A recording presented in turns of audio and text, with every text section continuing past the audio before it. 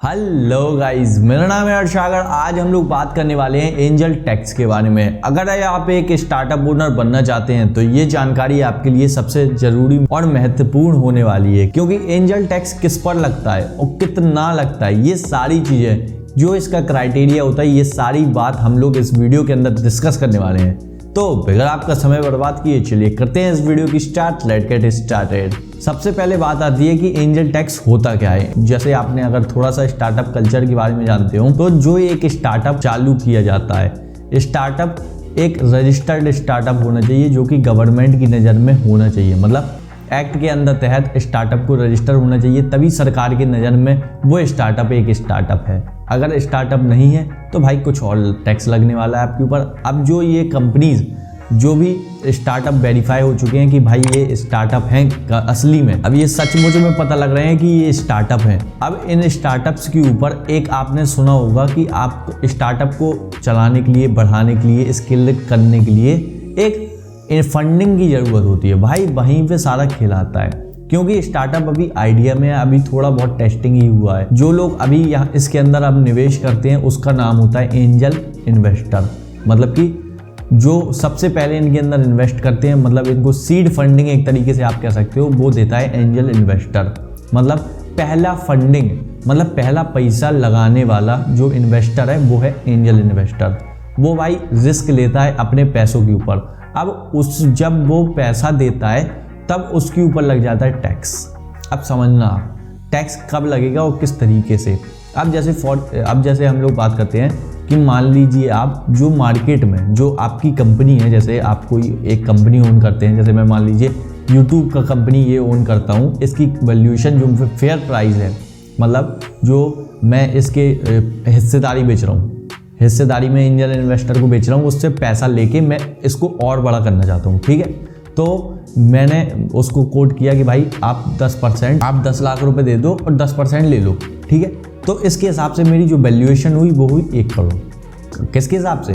अभी जो हमारी डील हो रही है उसके हिसाब से जो मेरी वैल्यूएशन हुई वो हुई 1 करोड़। लेकिन यहाँ पे एक इंटरफेयर आता है गवर्नमेंट का। गवर्नमेंट कहती है कि रुको ज़रा रुको। अब गवर्नमेंट कहती है कि आप पहले मेरे से तो बात कर लो भाई। जैसे आपने ज़मीनें वगैरह खरीदी होंगी, ज़मीनी के अंदर गवर्नमेंट प्राइस होता है, गवर्नमेंट रेट से कम पे बेची जाती हैं। समझ रहे हो? गवर्नमेंट एक रेट डिसाइड करती है। ऐसे ही बहुत सारे पट्टों के भी रेट होते हैं, जैसे मतलब बालू पहाड़ का पट्टा दिया जाता है तो एक गवर्नमेंट रेट होता है, और भी कई सारी चीज़ों में गवर्नमेंट रेट इन्वॉल्व होता है। तो इसी तरीके से यहाँ पर गवर्नमेंट अपने हिसाब से रेट लगाती है कि भाई आपकी जो स्टार्टअप की फेयर प्राइस है वो कितने की है। अब भाई देखो, वो फेयर प्राइस कौन कौन से मेथड से लगा सकते, discounted cash flow accounting method, और भी बहुत सारे फॉर्मूले होते हैं वैल्यूएशन निकालने के। उस तरीके से वो लोग वैल्यूएशन निकाल के देख सकते हैं कि उसके हिसाब से अगर जो आपके स्टार्टअप की वैल्यूएशन है वो मान लीजिए फेयर वैल्यू है, फेयर वैल्यू आ रही है 50 लाख रुपए, जो आपकी डीलिंग हो रही है वो हो रही है 1 करोड़ की वैल्यूएशन पे, तो इसके हिसाब से जो हमारा फेयर प्राइस आ रहा था वो आ रहा था 50 लाख की वैल्यूएशन पे। ठीक है, जो हमारी फेयर वैल्यूएशन आ रही थी वो आ रही थी 50 लाख। जो इन्वेस्टर के हिसाब से वैल्यूएशन आ रही थी, जो मेरे हिसाब से वैल्यूएशन आ रही थी वो आई थी 1 करोड़। अब जो सरकार की नज़र में आ रहा उसके हिसाब से आपको 5 लाख की छूट मिल गई। अब जो बचे हुए 5 लाख आपको और मिल रहे हैं इन्वेस्टर से, टोटल 10 लाख इन्वेस्ट कर रहा है, तो आपको जो 5 लाख और मिल रहे हैं उस 5 लाख में 30.9% आपको टैक्स देना होगा, जो कि आप अदर इनकम के अंदर तहत शो करेंगे अपने इनकम टैक्स के अंदर। समझ गए? अब 30% जो इसका बन रहा है वो लगभग 5 लाख का 30% अप्रोक्सीमेटली 1.5 लाख के अराउंड बनता है। तो 1.5 लाख रुपीज़ आपको टैक्स देना होगा।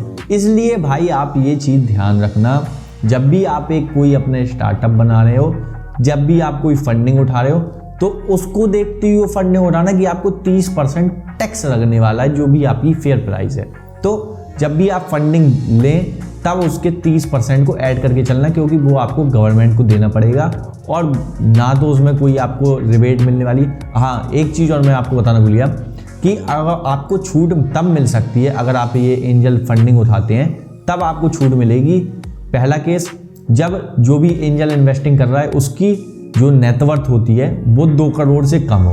पहला केस हो गया। दूसरा केस, आपका जो टर्नओवर है, आपकी मतलब जो बिक्री है सालाना की, अभी तक पिछले 5 साल में वो 25 करोड़ के नीचे हो। जो भी आपका टर्नओवर रेवेन्यू कह लीजिए वो 25 करोड़ के नीचे हो।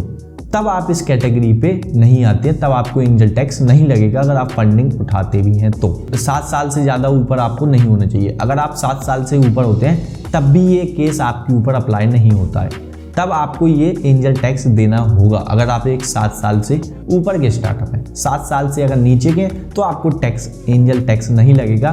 कि ये चीज़ को इम्प्लीमेंट क्यों किया, एंजल टैक्स को इम्प्लीमेंट क्यों किया? भाई गवर्नमेंट बहुत ज़्यादा होशियार है, यहाँ से मनी लॉन्ड्रिंग हो रही थी। जैसे अगर आपने थोड़ा सा अपने सीए वगैरह से एडवाइस लेंगे तो वो बताता होगा ब्लैक को वाइट करने के लिए कि आप इन छोटी छोटी फर्म्स को क्रिएट करके वहाँ पे पैसा भेज दीजिए। तो वो उस चीज़ को ख़त्म करने के लिए सरकार ने एक बहुत अच्छा इनिशिएटिव उठाया है, जहाँ पर स्टार्टअप्स के लिए ऐसा कुछ यहाँ पे व्यवस्था की गई है कि आप 30%। लेकिन भाई अगर एक स्टार्टअप कल्चर के हिसाब से देखें तो भाई ये ख़राब बात है, क्योंकि आपको बेफालतू में 30% का टैक्स देना पड़ रहा है।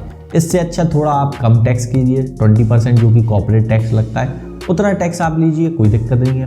क्योंकि भाई देखो कॉर्पोरेट टैक्स वो एज एन प्रॉफिट देना, अब भाई जो 20% से हम लोग न जाने कितनी ग्रोथ कर सकते थे अपने स्टार्टअप की।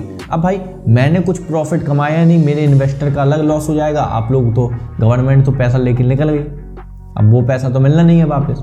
तो ये सारी चीज़ें यहाँ पर देखने वाली है। जब आप एक स्टार्टअप बन जाते हैं तब ये संख्या करोड़ों में होती है, ना कि अभी मैंने आपको सिर्फ 10 लाख की फंडिंग बताया था। 10 लाख की फंडिंग नहीं होती है, 1-1 करोड़ 5-5 करोड़ तक की फंडिंग होती है। उसके साथ 30% आप मिला लेना, कितना करोड़ रुपए होता है? 5 करोड़ का 30% होता है 1.5 करोड़। अगर 100 करोड़ की फंडिंग उठा रहे हो तो 30% होता है 30.9% होता है 30 करोड़ 9 लाख। उसके हिसाब से समझ लेना। आई होप ये वीडियो आपको अच्छी लगी होगी। अगर आपको अच्छी लगी है और आपको मज़ा आया है कि भाई अगर मैं स्टार्टअप लॉन्च करूँगा तो मेरे को कुछ चीज़ों का ध्यान रखना होगा, तो इस चैनल को सब्सक्राइब कर लें, क्योंकि आप इस ट्रिक से पैसा बचा लेंगे। और भी ज़्यादा पैसा बचाने के लिए आप हमारे चैनल को सब्सक्राइब करें, क्योंकि यहाँ पर हम लोग फाइनेंशियल नॉलेज लाते रहते हैं।